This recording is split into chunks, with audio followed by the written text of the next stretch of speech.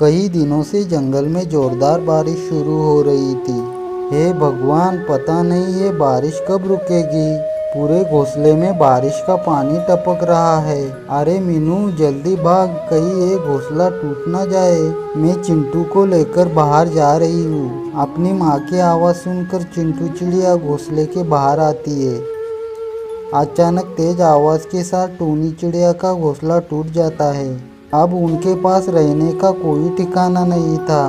टूनी चिड़िया अपनी बेटियों को लेकर बारिश में इधर उधर भटकती है। हे भगवान, मेरे ऊपर एक ऐसी मुसीबत आ गई। मैं कब तक मेरे बेटियों को बारिश में लेकर भटकती रहूंगी। अगर कहीं सर छुपाने की जगह मिल जाए तो बहुत अच्छा होता। काश तेरे पापा जिंदा होते तो आज हमारा एक पक्का घर होता। हमें इस तरह ठोकरें खाने ना पड़ती। तभी टूनी चिड़िया को दूर एक पेड़ के नीचे बहुत बड़ा घर दिखाई देता है। माँ देखो, उस पेड़ के नीचे एक बड़ा सा घर है। चलो उस घर में छुप जाते हैं। फिर टूनी चिड़िया अपनी बेटियों को साथ लेकर उस घर के पास चली जाती है। अरे ये तो किसी का घर लगता है। टूनी चिड़िया जल्दी से उस घर के अंदर चली जाती है। अरे मीनू, लग रहा है कि इस घर में कोई पहले से ही रह रहा था।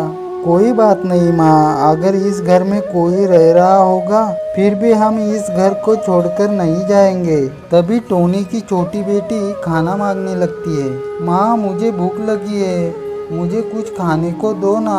चिंटू, तू क्या पागल हो गई है? इस वक्त माँ कहाँ खाना ढूंढने जाएगी। चुपचाप सोने की कोशिश कर। चिंटू बोलती है, माँ मेरे पेट में दर्द हो रहा है, मुझे बहुत भूख लगी है। चुप हो जा बेवकूफ़, मेरा दिमाग मत खा। वैसे भी इस बारिश में अपनी जान बचाना मुश्किल हो रहा है और तुझे खाने की पड़ी है। मीनू, तू इसे थोड़ा पानी पिला ले और तुम सो जाओ। मीनू अपने बहन को पानी पिलाती है और दोनों सो जाती है। चलो, मेरी दोनों बच्चियां तो सो गई, पर मैं नहीं सो सकती। मुझे रात भर जगकर इनकी रखवाली करनी होगी। इतनी रात में कोई जहरीला जीव जंतु इस घर में ना आ जाए। रात भर जगकर टोनी चिड़िया अपनी बेटियों की रखवाली करती है। सुबह होने पर टोनी चिड़िया को उस घर में रहने वाले कलवा कौवे की आवाज़ सुनाई देती है। कौन है इस घर के अंदर? जल्दी दरवाज़ा खोलो, मैं बाहर बारिश में भीग रहा हूँ। टोनी चिड़िया दरवाज़ा खोल लेती है। ए चिड़िया, ये मेरा घर है, निकल मेरे घर से। नहीं निकलूंगी, चाहे जो करना है कर लो। जब मैं आई थी तब ये घर खाली पड़ा था। मैं कल खाना लेने गया था और तभी जोरदार बारिश आ गई, इसीलिए मैं नहीं आ पाया। चलो अब जल्दी निकलो यहाँ से। अंकल, मेहरबानी करके ना निकाले हमें, हमारा बारिश में घोंसला टूट गया है। अब हम कहाँ जाएंगे? मूर्ख चिड़िया, मैं बोल रहा हूँ ना, ये मेरा घर है। एक बारी में समझ नहीं आता और मैं यहाँ पर किसी को नहीं रहने दे सकता।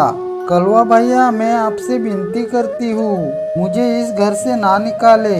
जैसे ही ये बारिश रुकेगी हम यहाँ से निकल जाएंगे। थोड़ी देर बाद बारिश रुक जाती है और टोनी चिड़िया अपनी बेटियों को लेकर जाने लगती है।